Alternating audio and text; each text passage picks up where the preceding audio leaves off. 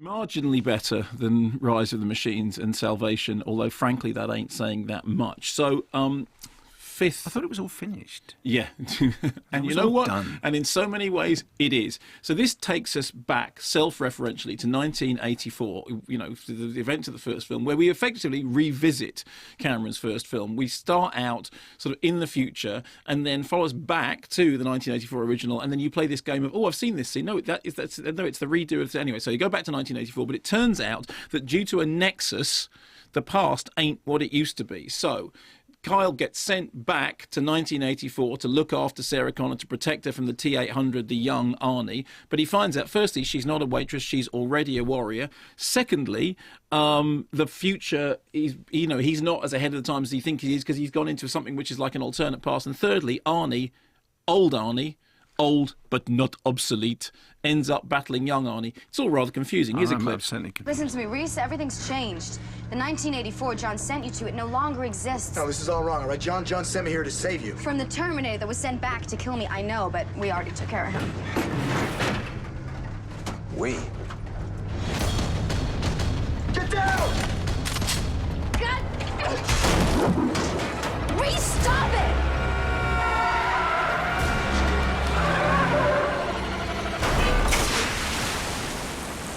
Damn it! Stay here! Reese, wait! Those bullets will kill him! It's here to kill you. Stay in the truck.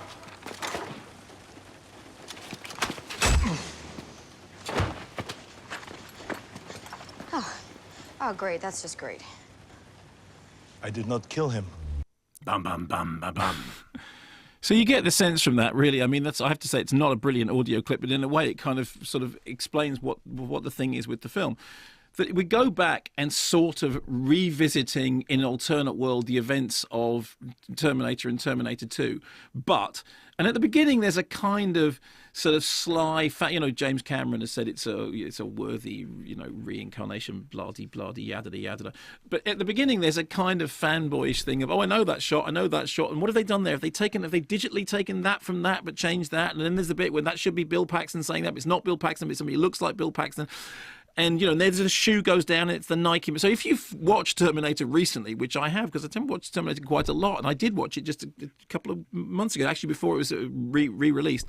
So there's a certain amount of fun in that. And there's a certain amount of fun in the joke that now Arnie, who's the robot, he's got human flesh, so therefore he's aged, but then he's fighting his young self, and now she refers to him as Pops. And that will see you through about 20 minutes. And then you remember what a feat it was that when James Cameron made Terminator 2, which is an action smash 'em up, with these incredible sort of the scenes on the road, real sort of action sequences, rockets and motorbikes and chasing and all that kind of stuff.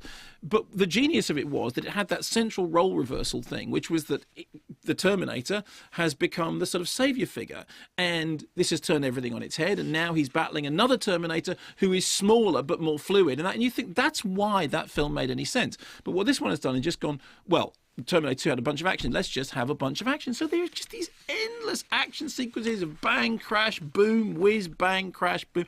So 20 minutes in, everything interesting that it has to do, it's done. And really all it is like a kind of Saturday Night Live sketch about what would it be if old Arnie met young Arnie and Sarah Connor referred to him as Pops.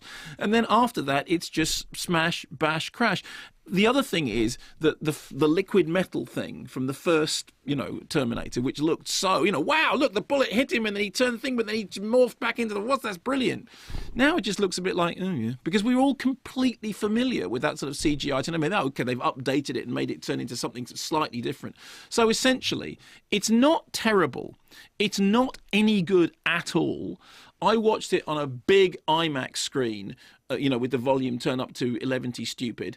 And for about 20 minutes, I kind of giggled and chuckled. And, incidentally, if you've seen any of the trailers, all the major plot reveals, all the major things about where's this going to go? Where are they going to go with this new thing? How are they possibly going to take it? Oh, you just watch the trailer. The trailer has got one of the worst plot spoilers I have seen in quite some time. So much so that the director has actually said, it's ridiculous. It drove me mad. I directed this particular scene as you would direct a scene in which the audience doesn't know how it finishes, and then they stick it in the trailer. So it's utterly disposable. There is a certain amount of, smashy, bashy, crashy fun and a certain amount of self-reflexive stuff, but we could really have lived without it. There is nothing here you need and an awful lot that you don't want. Now this caught my eye because when I was on the radio doing the film review show on 5 Live, which I do with Simon Mayer, somebody wrote in and said, can I take a 6-year-old to Jurassic World? And I said, well, really, no. 10 seconds into the film, literally 10 seconds into the film, I leaned to James King and I broke the code of conduct. I whispered to him,